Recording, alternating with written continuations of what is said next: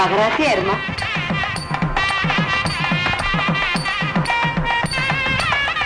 எல்லாம் நல்லபடியா நடக்கும்.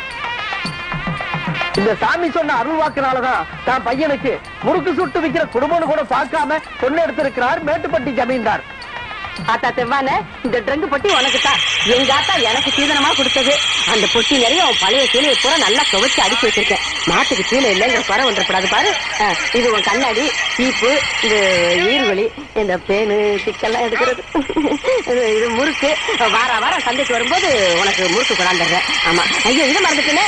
இந்த அண்டாவனதான் என் பொண்ணு சுடுதண்ணி வச்சு குடிச்சு. இதெல்லாம் இருக்குமா?